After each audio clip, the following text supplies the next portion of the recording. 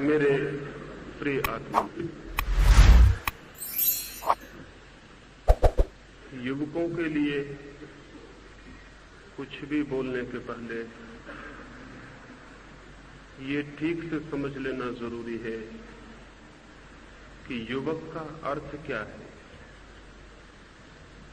युवक का कोई भी संबंध शरीर की अवस्था से नहीं है।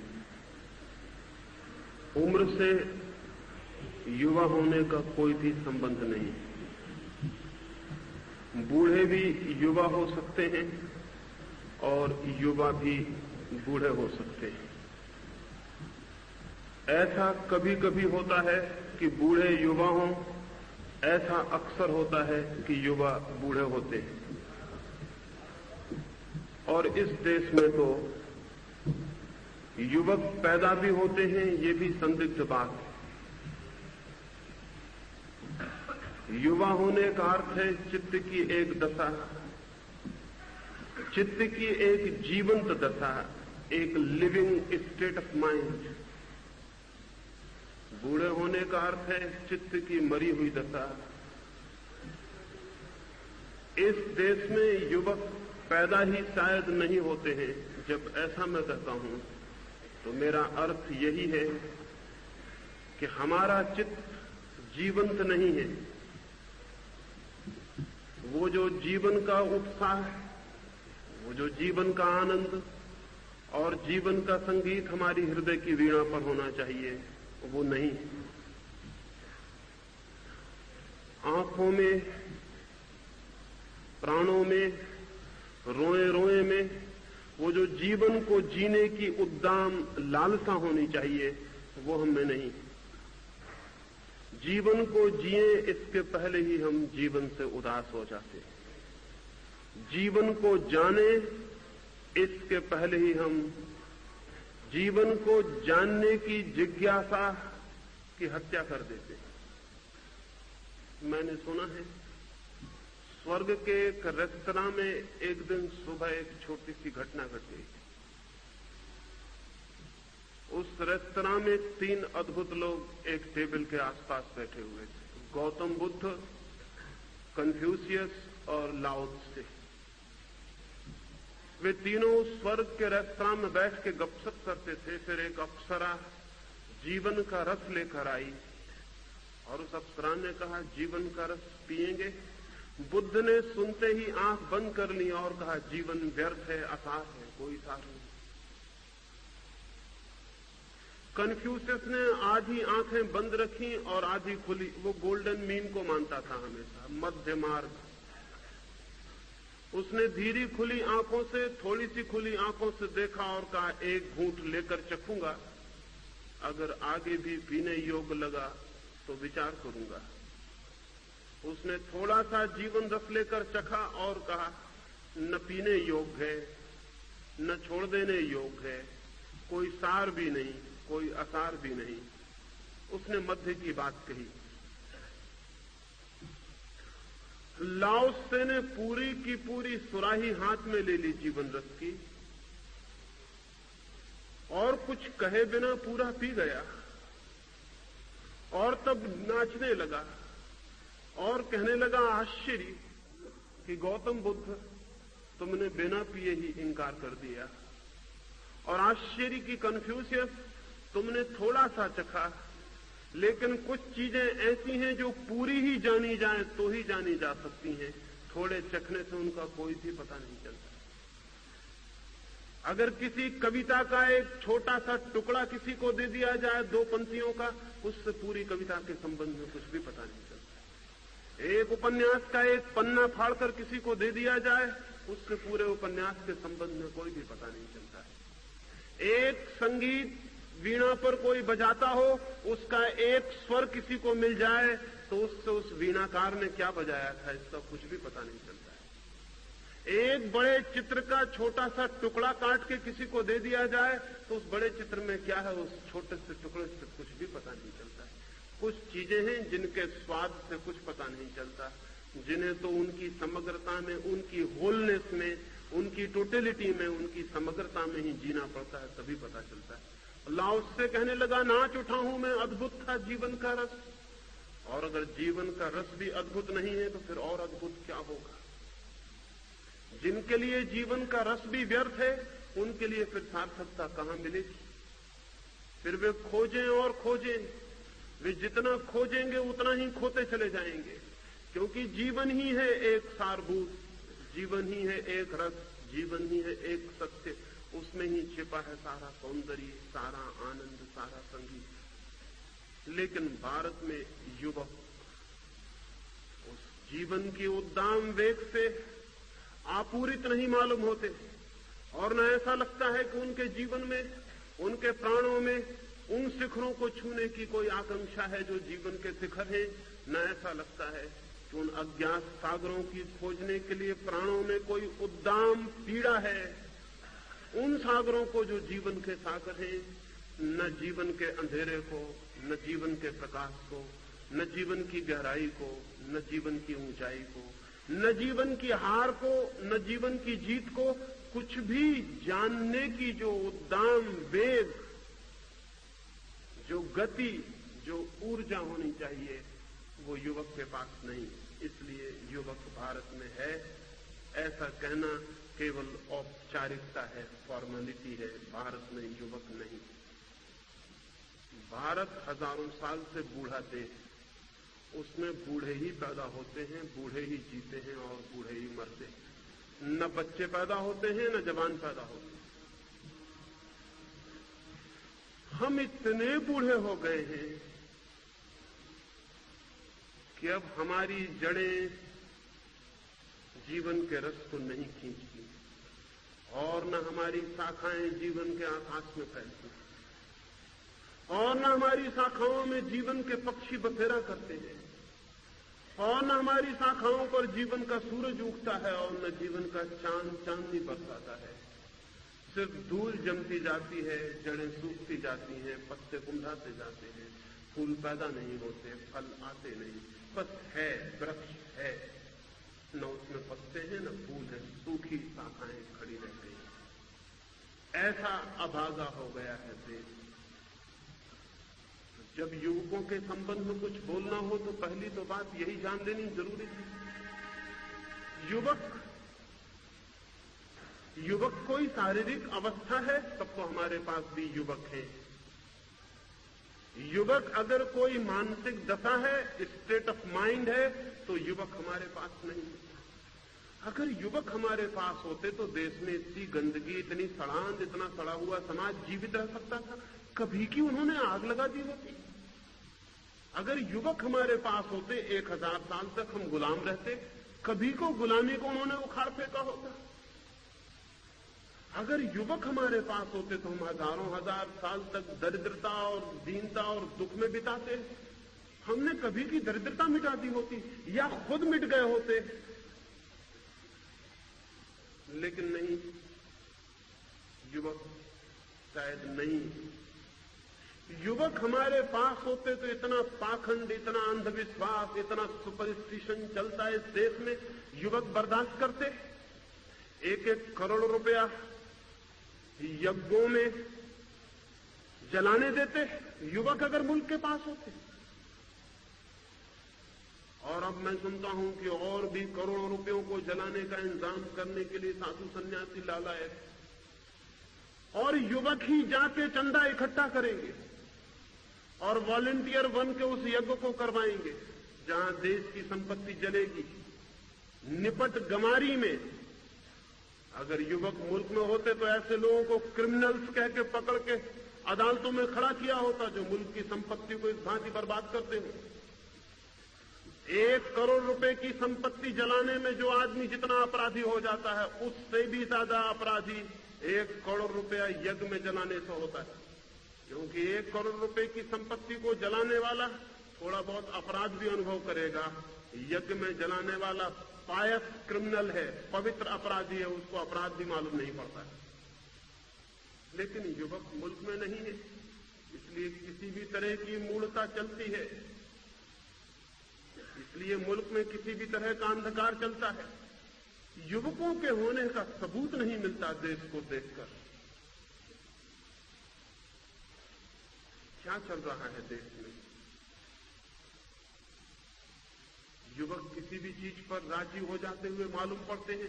वो युवक कैसा जिसके भीतर विद्रोह न हो, रिबेलियन न हो? युवक होने का मतलब क्या हुआ उसके भीतर?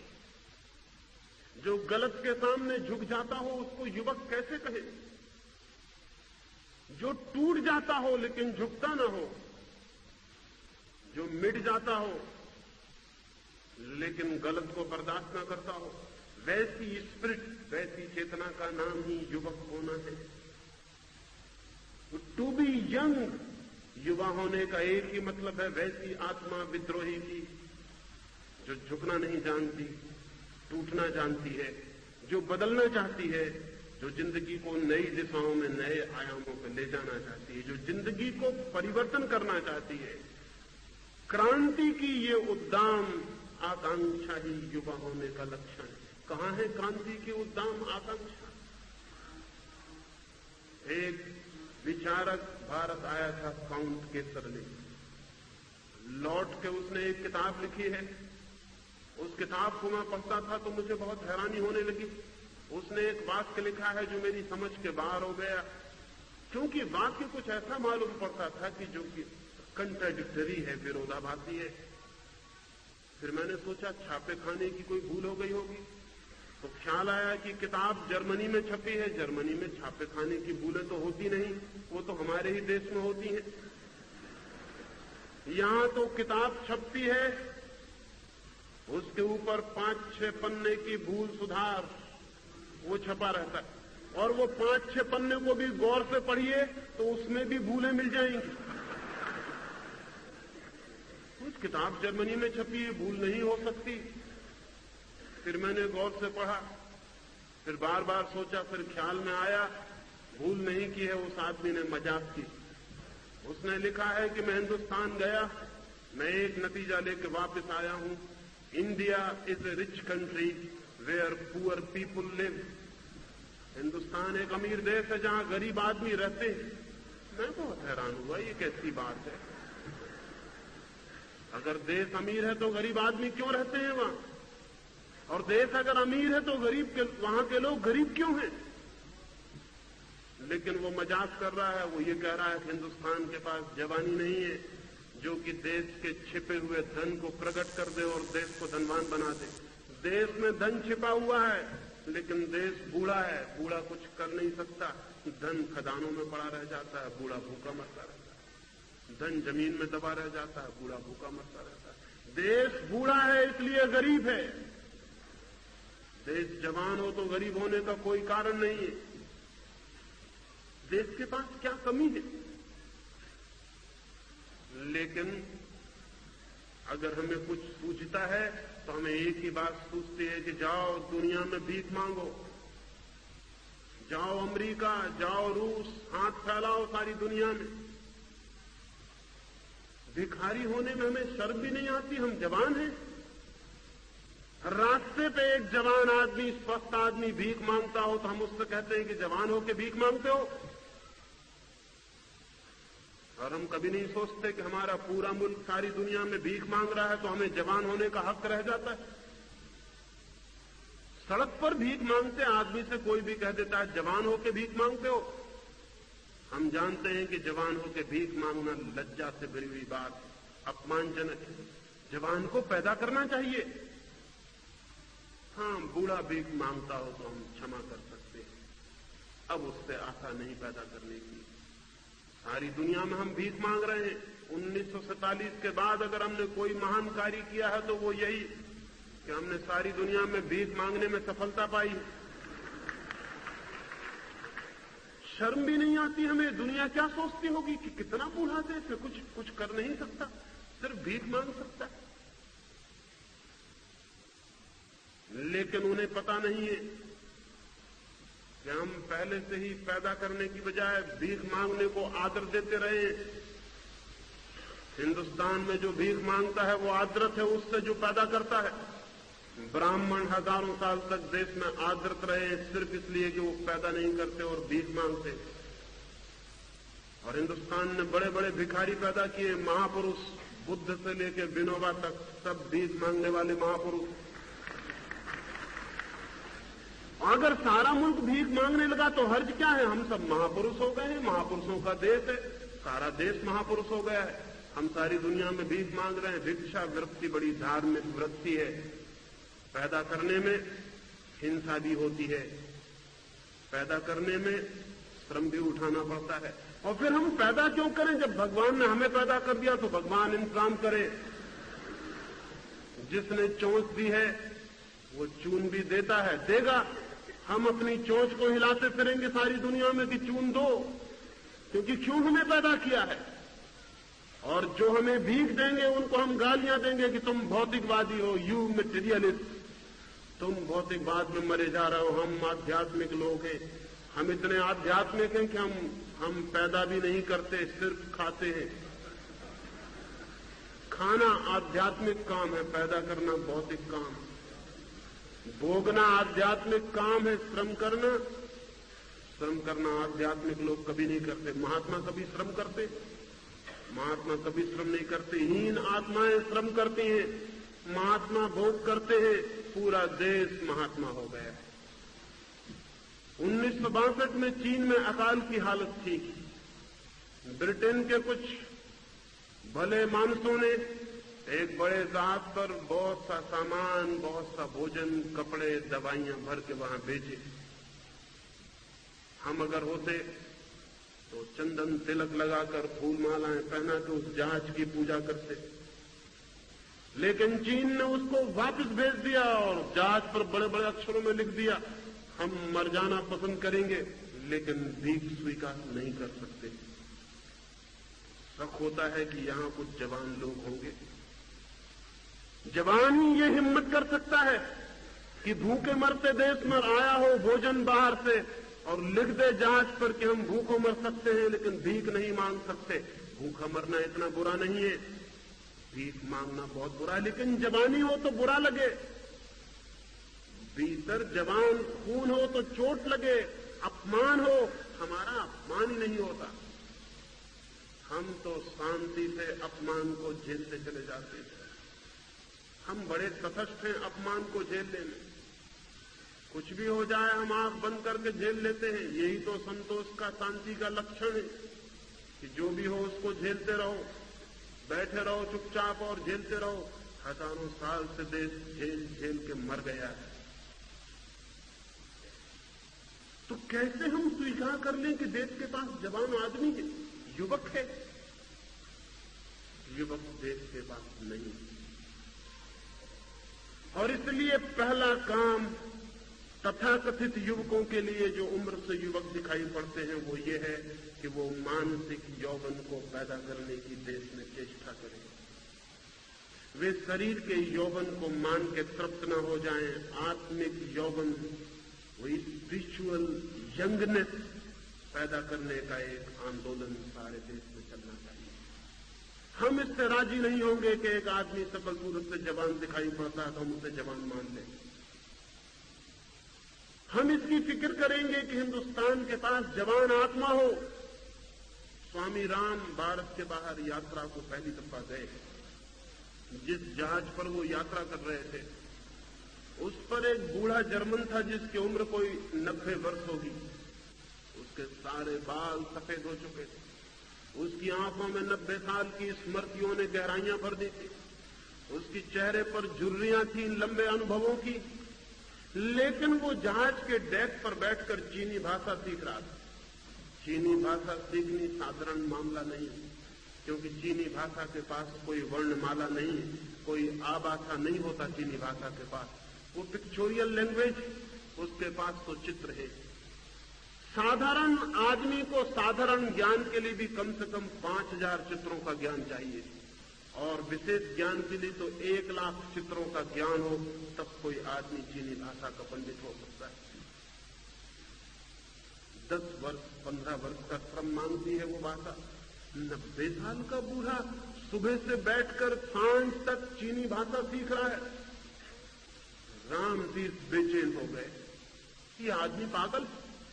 90 साल की उम्र में चीनी भाषा सीखने बैठे हो, कब सीख पाओगे? आशा नहीं है कि मरने के पहले सीख जाओ। और अगर कोई दूर की कल्पना भी करे कि यह आदमी जी जाएगा 10-15 साल, 100 साल पार कर जाएगा, जो कि भारतीय कभी कल्पना नहीं कर सकता कि 100 कैसे पार कर जाओगे। 35 साल पार करना तो मुश्किल हो जाता है, 100 कैसे पार करोगे। लेकिन समझ लें भूल चूक से भगवान की ये 100 साल के पार निकल जाए तो भी फायदा क्या है। जिस भाषा को सीखने में 15 वर्ष खर्च हो, उसका उपयोग भी तो 10-25 वर्ष करने का मौका मिलना चाहिए। सीख के भी फायदा क्या होगा। 2-3 दिन देख के रामतीर्थ की बेचैनी बढ़ गई। वो बूढ़ा तो आंख उठा के भी नहीं देखता था कि कहां क्या हो रहा है, वो तो अपना सीखने में लगा था।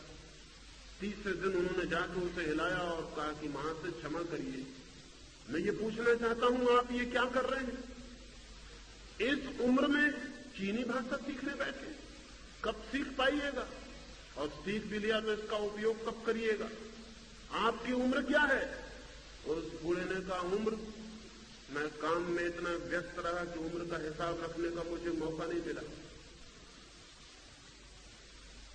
उम्र अपना हिसाब रखती होगी, हमें फुर्सत कहां है कि हम उम्र का हिसाब रखें। और फायदा क्या है उम्र का हिसाब रखने से।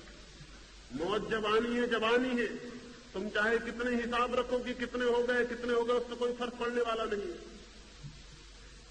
मुझे फुर्सत नहीं मिली उम्र का हिसाब रखने की, लेकिन जरूर 90 तो पार कर गया हूं। रामतीर्थ ने कहा फिर ये सीख के क्या फायदा, बूढ़े हो गए हो, अब कब सीख पाओगे। उस बूढ़े आदमी ने क्या कहा। उस बूढ़े आदमी ने कहा मरने का मुझे ख्याल नहीं आता जब तक मैं सीख रहा हूं। जब सीखना खत्म हो जाएगा तब सोचूंगा मरने की बात। अभी तो सीखने में जिंदगी लगी है, अभी तो मैं बच्चा हूं क्योंकि मैं सीख रहा हूं। बच्चे सीखते हैं, लेकिन उस बूढ़े ने कहा कि मैं चूंकि सीख रहा हूं इसलिए बच्चा हूं। ये आध्यात्मिक जगत में परिवर्तन हो गया।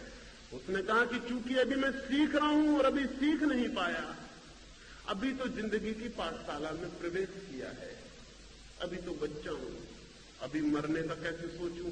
जब सब सीख लूंगा तो सोचूंगा मरने की बात।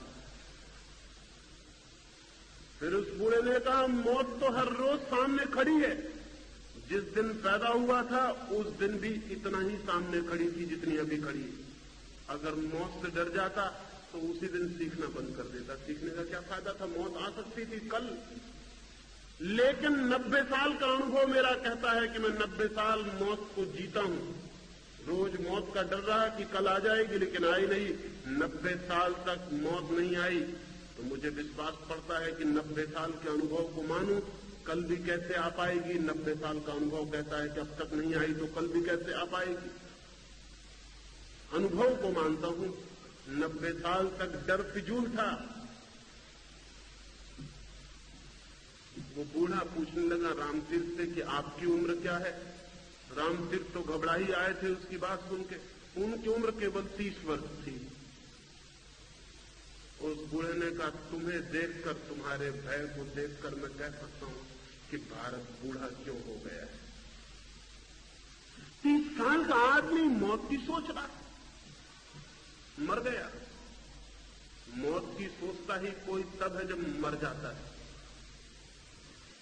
30 साल का आदमी सोचता है कि सीखने से क्या फायदा, मौत करीब आ रही है। यह आदमी जवान नहीं रहा। उस बूढ़े ने कहा मैं समझ गया कि भारत बूढ़ा क्यों हो गया है, इन्हीं गलत धारणाओं के कारण। भारत को एक युवा अध्यात्म चाहिए। युवा अध्यात्म, बूढ़ा अध्यात्म हमारे पास बहुत है। हमारे पास ऐसा अध्यात्म है जो बूढ़ा करने की कीमिया है, केमिस्ट्री है। हमारे पास ऐसी आध्यात्मिक तरकीबें हैं कि किसी भी जवान के आसपास उन तरकीबों का उपयोग करो वो फौरन बूढ़ा हो जाए। हमने बूढ़ा होने का राज खोज लिया है, सीक्रेट खोज लिया है। बूढ़े होने के राज क्या है? बूढ़े होने का राज है जीवन पर ध्यान मत रखो, मौत पर ध्यान रखो। पहला सीक्रेट। जिंदगी पर ध्यान मत देना, ध्यान रखना मौत का। जिंदगी की खोज मत करना, खोज करना मोक्ष की। इस पृथ्वी की फिक्र मत करना, फिक्र करना परलोक की, स्वर्ग की। ये बूढ़े होने का पहला सीक्रेट। जिन जिन को बूढ़ा होना हो इसको नोट कर ले। कभी जिंदगी की तरफ मत देखना। अगर फूल खिल रहा हो तो तुम खिलते फूल की तरफ मत देखना, तुम बैठ के सोचना कि जल्दी ही ये मुरझा जाएगा। ये तरकीब है। अगर एक गुलाब के पौधे के पास खड़े हो तो फूलों की गिनती मत करना, कांटों की गिनती कर लेना कि सब आकार है, कांटे ही कांटे पैदा होते।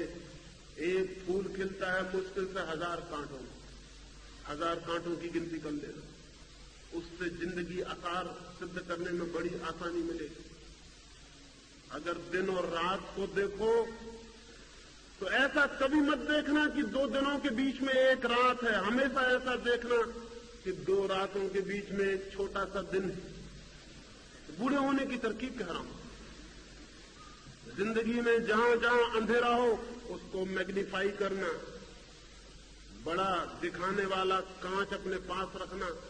जहां अंधेरा दिखाई पड़े फौरन मैग्नीफाई ग्लास लगा देना, बड़ा भारी अंधेरा देखना। और जहां रोशनी दिखाई पड़े तो वहां छोटा कर देने वाला गिलास अपने पास रखना, जो जल्दी से रोशनी को छोटा कर दे। जहां फूल दिखाई पड़े गिनती मत करना, फौरन सोच लेना कि फूल क्या रखा है फूल में, क्षण भंगुर है, अभी खिला है, अभी मुरझा जाएगा। कांटा स्थायी है, शाश्वत है, सनातन है, न कभी खिलता है न कभी मुरझाता है, हमेशा है। इन बातों पर ध्यान देने से आदमी बड़ी जल्दी बूढ़ा हो जाता है। मैंने सुना है कि न्यूयॉर्क की एक 100वीं मंजिल से एक आदमी गिर रहा था। 100वीं मंजिल से वो आदमी गिर रहा था। जब वो 50वीं मंजिल के पास से गुजर रहा था खिड़की के, तो एक आदमी ने ध्यान को उससे चिल्ला के पूछा कि दोस्त क्या हाल है? उसने कहा अभी तक तो सब ठीक है। ये आदमी गड़बड़ आदमी, ये आदमी जवान होने का ढंग जानता है, लेकिन ये ठीक नहीं है। उस आदमी ने कहा अभी तक सब ठीक है। अभी जमीन तक पहुंचे नहीं, जब पहुंचेंगे तब देखेंगे। अभी 50वीं खिड़की तक सब ठीक चल रहा है। ओके, ये आदमी जवान होने की तरकीब जानता है, लेकिन हमको ऐसी तरकीबें कभी नहीं सीखना चाहिए। हमें तो बूढ़े होने के रास्ते पर चलना चाहिए। बूढ़े होने का रास्ता, पहली बात, कभी जिंदगी में जो सुंदर हो उसकी तरफ ध्यान मत देना, जो असुंदर हो उसको खोजबीन करना। अगर किसी गांव में आप जाएं और कोई आदमी आके कहे कि फला आदमी बहुत बड़ा संगीतज्ञ, इतनी अद्भुत बांसुरी बजाता है, तो फौरन उससे कहना कि वो बांसुरी क्या खाक बजाएगा, वो आदमी चोर है, बेईमान है, बांसुरी कैसे बजा सकता है? आप धोखे में पड़ गए होंगे। वो आदमी पक्का चोर बेईमान है, वो बांसुरी नहीं बजा सकता। ये बूढ़े होने की तरकीब। अगर जवान आदमी उस गांव में जाएगा और कोई उससे कहेगा उस आदमी को जानते हैं वो बड़ा चोर बेईमान है, तो जवान आदमी कहेगा ये कैसे हो सकता है कि वो चोर और बेईमान है? मैंने उसे बड़ी सुंदर बांसुरी बजाते देखा है। इतनी अद्भुत जो बांसुरी बजाता है वो चोर नहीं हो सकता। बूढ़े के जिंदगी को देखने का ढंग है दुखद को देखना, अंधेरे को देखना, मौत को देखना, कांटे को देखना। हिंदुस्तान हजारों साल से दुखद को देख रहा है। जन्म भी दुख है, जीवन भी दुख है, मरण भी दुख है, प्रियजन का बिछुड़ना दुख है, अप्रियजन का मिलना दुख है, सब दुख है। मां के पेट में दुख झेलो, फिर जन्म का दुख झेलो, फिर बड़े होने का दुख झेलो, फिर जिंदगी के गृहस्थी के चक्कर झेलो, फिर बुढ़ापे की बीमारियां झेलो, फिर मौत झेलो, फिर जलने की आग में अंतिम पीड़ा झेलो। ऐसा जीवन एक दुख की लंबी कथा है। बूढ़ा होना है तो इसका स्मरण करना चाहिए। बूढ़ा होना है तो बगीचों में कभी नहीं जाना चाहिए, हमेशा मरघट पर बैठ के ध्यान करना चाहिए। जहां आदमी जलाए जाते हों, सुंदर से बचना चाहिए, असुंदर को देखना चाहिए, विकृत को देखना चाहिए, स्वस्थ को छोड़ना चाहिए। सुख मिले तो कहना चाहिए क्षणभंगुर है, अभी है, अभी खत्म हो जाएगा। दुख मिले तो छाती से लगा के बैठ जाना चाहिए और सदा आंखें रखनी चाहिए जीवन के उस पार। कभी इस जीवन को नहीं, इस जीवन को समझना चाहिए एक वेटिंग रूम। जैसे बड़ौदा की स्टेशन पे वेटिंग रूम, उस पर बैठे हैं आप, थोड़ी देर वहीं छुलके फेंक रहे हैं, वहीं पान फूक रहे हैं, क्योंकि हमको क्या करना है, अभी थोड़ी देर में हमारी ट्रेन आएगी और हम चले जाएंगे। तुमसे पहले जो बैठा था वो भी वेटिंग रूम के साथ यही सदव्यवहार कर रहा था, तुम भी वही सदव्यवहार करो, तुम्हारे बाद वाला भी वही करेगा। वेटिंग रूम गंदगी का एक घर बन जाएगा, क्योंकि किसी को क्या मतलब है, हमको तो थोड़ी देर रोकना है तो आंख बंद करके राम राम जप के गुजार देंगे, अभी ट्रेन आती चले जाएंगे। जिंदगी के साथ जिन लोगों की आंखें मौत के पार लगी हैं, उनका व्यवहार वेटिंग रूम का व्यवहार है। वे कहते हैं क्षण भर की जिंदगी, अभी जाना है, क्या करना है। हिंदुस्तान के संत महात्मा यही समझा रहे हैं लोगों को, क्षणभंगुर है जिंदगी, इसकी माया मोह में मत पड़ना, ध्यान वहां रखना मौत पर, आगे मौत के बाद। इस छाया में सारा देश बूढ़ा हो गया। अगर जवान होना है तो जिंदगी को देखना, मौत को लात मार देना, मौत से क्या प्रयोजन है। जब तक जिंदा है तब तक जिंदा है, तब तक मौत नहीं है। सुकरात मर रहा था, ठीक मरते वक्त जब उसके लिए बाहर जहर घोला जा रहा है, वो जहर घोलने वाला जो वो धीरे धीरे घोल रहा है, वो ये सोचता है कि जितनी देर सुकरात और जिंदा रह ले तो अच्छा, जितनी देर लग जाए, वक्त हो गया है, जहर आना चाहिए। सुकरात उठ के बाहर जाता और उससे पूछता है, मित्र कितनी देर और है।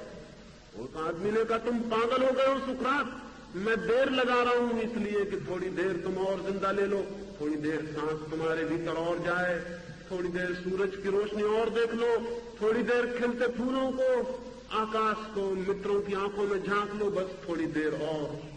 नदी भी समुद्र में गिरने के पहले पीछे लौट के देख लेती है। तुम थोड़ी देर लौट के देख लो, मैं थोड़ी देर लगाता हूं, तुम जल्दी क्यों कर रहे हो, तुम इतने दीवाने क्यों हुए जा रहे हो। सुकरात ने कहा कि मैं जल्दी क्यों कर रहा हूं, मेरे प्राण तड़पे जा रहे हैं मौत को जानने को, नई चीज को जानने की मेरी हमेशा से इच्छा रही है। मौत बड़ी नई चीज है, सोचता हूं देखूं क्या है। ये आदमी जवान है, ये आदमी बूढ़ा है, ये मौत को भी देखने के लिए इसकी आतुरता, नए को। मित्र कहने लगे कि थोड़ी देर और जी लो। सुकरात ने कहा, जब तक मैं जिंदा हूं जिंदा हूं। मैं ये देखना चाहता हूं कि जहर पीने पर मरता हूं कि जिंदा ही रहता हूं। लोगों ने कहा अगर मर गए, तो उसने कहा जब मर ही गए तो फिक्र ही खत्म हो गई, क्योंकि हम हैं ही नहीं, चिंता का कोई कारण न रहा। और जब तक जिंदा है तब तक जिंदा है, जब मर गए तो मर ही गए, चिंता की कोई बात ही नहीं, खत्म हो गई बात। लेकिन जब तक मैं जिंदा हूं, तब तक मैं मरा हुआ नहीं हूं, और तब मैं पहले से क्यों मर जाऊं। मित्र सब मरे हुए बैठे हैं पास, रो रहे, जहर की घबराहट पकड़ रही है, वो सुकरात प्रसन्न है।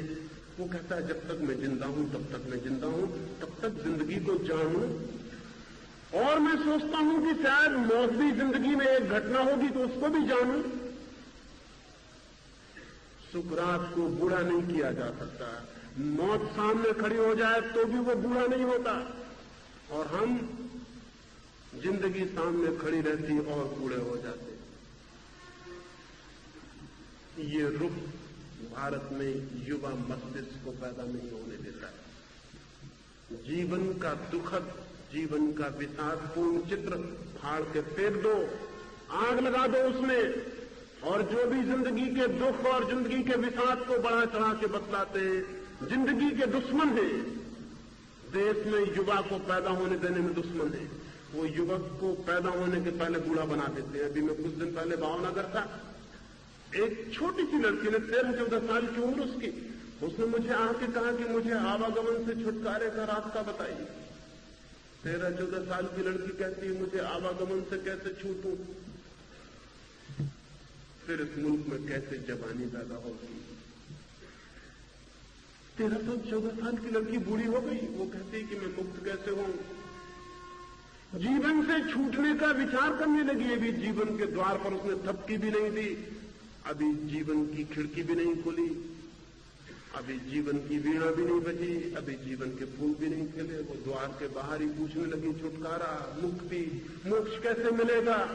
जहर डाल दिया होगा किसी ने उसके दिमाग में, माँ बाप ने, गुरुओं ने, शिक्षकों ने उसको पाजनत दिया। उसकी जवानी पैदा नहीं होगी, अब वो बूढ़ी ही जिएगी। उसका विवाह भी होगा तो वो एक बूढ़ी औरत का विवाह है, एक जवान लड़की का नहीं। उसके घर के द्वार पर शहनाइयां बजेंगी तो एक बूढ़ी औरत सुनेगी उन शहनाइयों को, एक जवान लड़की नहीं। उन शहनाइयों से भी मौत की आवाज सुनाई पड़ेगी, जीवन का संगीत नहीं। वो बूढ़ी हो गई। पहली बात, अगर बूढ़े होना है तो मौत पर ध्यान रखना, जीवन पर नहीं।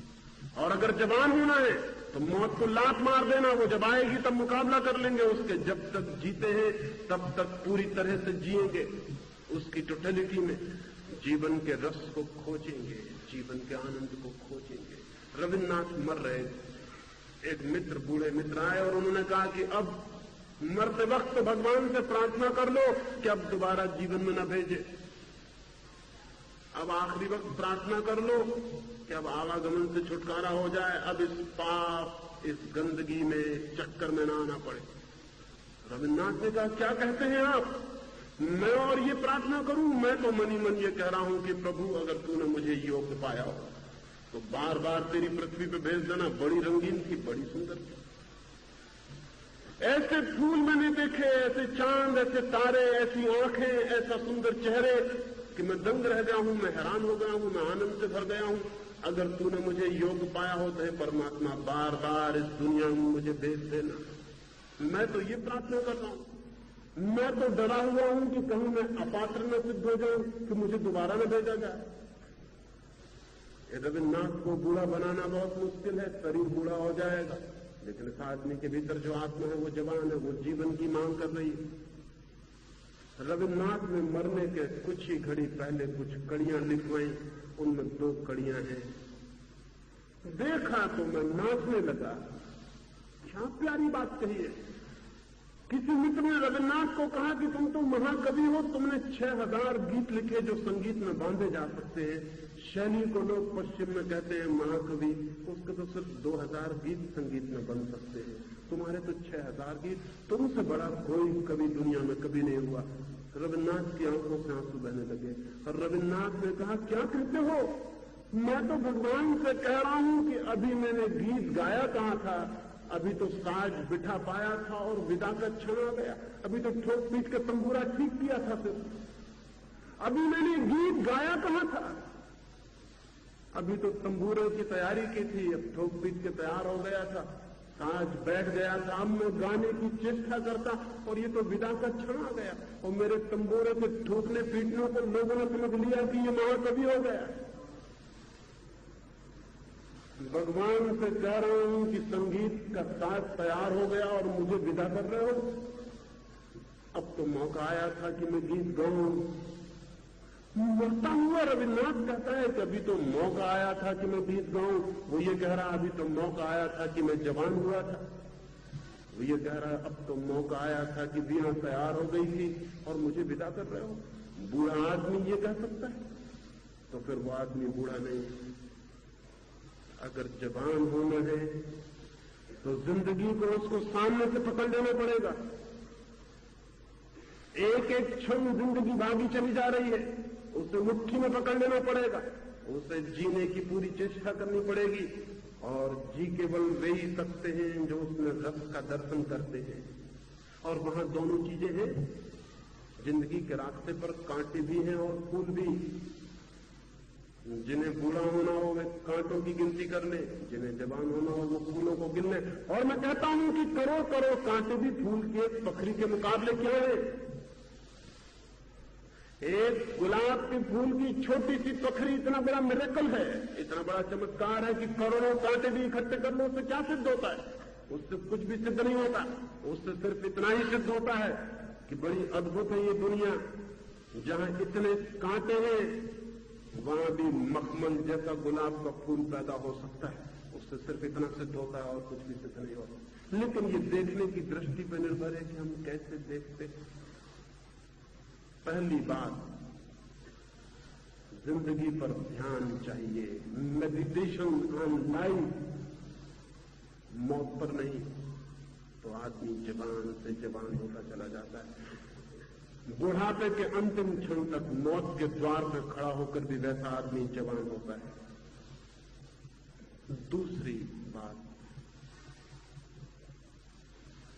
जो आदमी जीवन में सुंदर को देखता है, जो आदमी जवान है, वो आदमी असुंदर को मिटाने के लिए लड़ता भी है। जवानी सिर्फ देखती नहीं, जवानी लड़ती भी है। जवानी स्पेक्टेटर नहीं है, जवानी तमाशबीन नहीं है कि तमाशा देख रहे हैं खड़े होकर। जवानी का मतलब है जीना, तमाशगिरी नहीं। जवानी का मतलब है सृजन, जवानी का मतलब है सम्मिलित होना, पार्टिसिपेशन। दूसरा सूत्र है, खड़े होकर रास्ते के किनारे अगर देखते हो जवानी की यात्रा को, जीवन की यात्रा को, तो तुम तमाशबीन हो, तुम जवान नहीं हो। पैसिव ऑनलुकर, एक निष्क्रिय देखने वाला आदमी जवान नहीं हो। जवान सम्मिलित होता है जीवन में। और जिस आदमी को सौंदर्य से प्रेम है, जिस आदमी को जीवन के रस और आनंद से प्रेम है, जिस आदमी को जीवन का आह्लाद है, वो जीवन को आह्लादित बनाने के लिए श्रम करता है, सुंदर बनाने के लिए श्रम करता है। वो जीवन की कुरूपता से लड़ता है, वो जीवन को कुरूप करने वालों के खिलाफ विद्रोह करता है। कितनी अगलीनेस है, कितनी कुरूपता है समाज में और जिंदगी में। अगर तुम्हें प्रेम है सौंदर्य से, तो एक युवक एक सुंदर लड़की की तस्वीर लेकर बैठ जाए और पूजा करने लगे, एक युवती एक सुंदर युवक की तस्वीर लेकर बैठ जाए और कविताएं करने लगे, इतने से जवानी का काम पूरा नहीं हो जाता। सौंदर्य के प्रेम का मतलब है सौंदर्य को पैदा करो, क्रिएट करो, जिंदगी को सुंदर बनाओ। आनंद के उपलब्धि और आनंद की आकांक्षा का अर्थ है आनंद को दिखलाओ। फूलों को चाहते हो तो फूलों को पैदा करने की चेष्टा में संलग्न हो जाओ। जैसा तुम चाहते हो जिंदगी को, वैसा जिंदगी को बनाओ। जवानी मांग करती है कि तुम कुछ करो, खड़े होकर देखते मत रहो।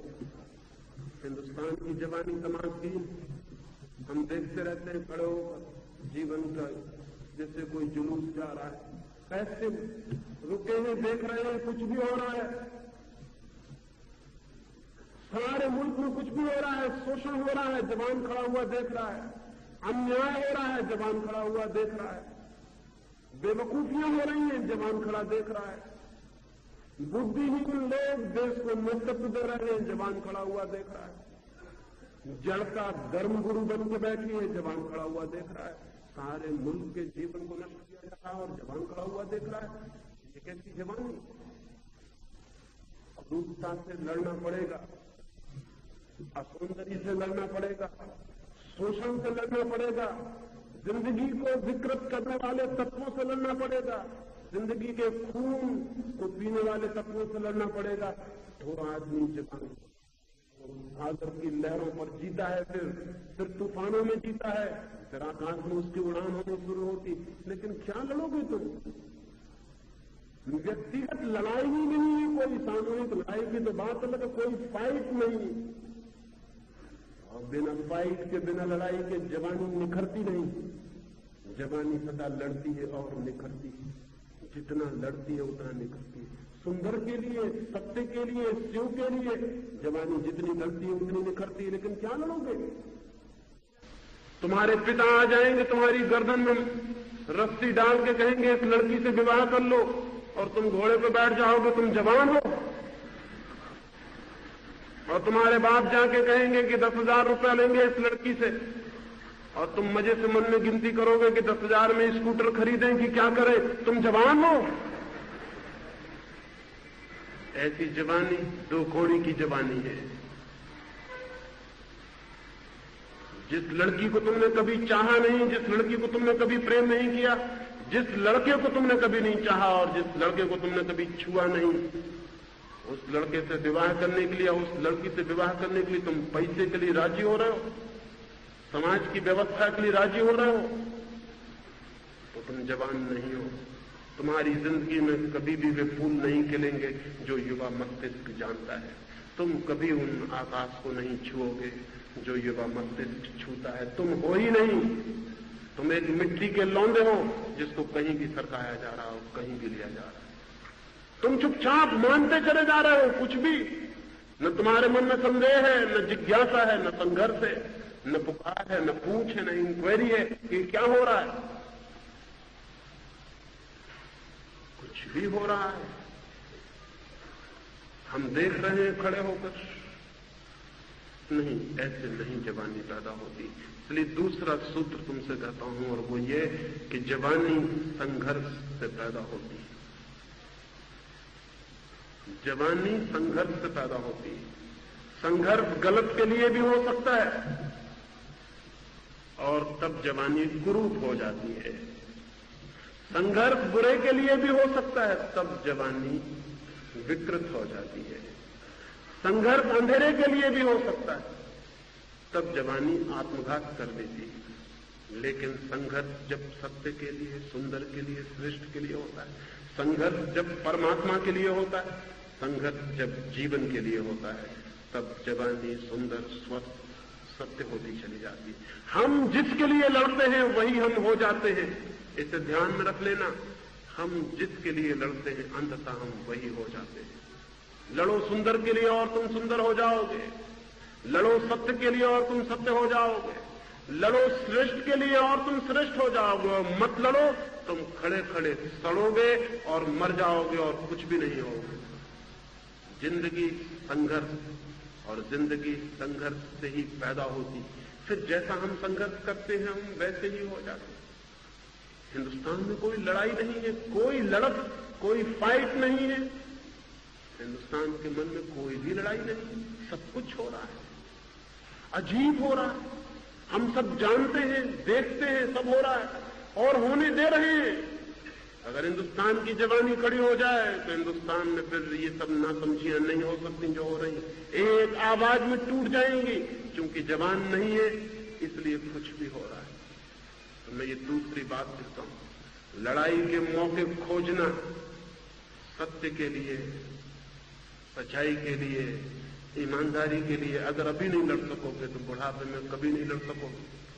अभी तो मौका है कि ताकत है, अभी मौका है कि शक्ति है, अभी मौका है कि अनुभव ने तुम्हें बेईमान नहीं बनाया है। अभी तुम निर्दोष हो, अभी तुम लड़ सकते हो, अभी तुम्हारे भीतर आवाज उठ सकती है कि ये गलत। जैसे जैसे उम्र बढ़ेगी, अनुभव बढ़ेगा, चालाकी बढ़ेगी। अनुभव से ज्ञान नहीं बढ़ता, सिर्फ कनिंगनेस बढ़ती है, सिर्फ चालाकी बढ़ती है।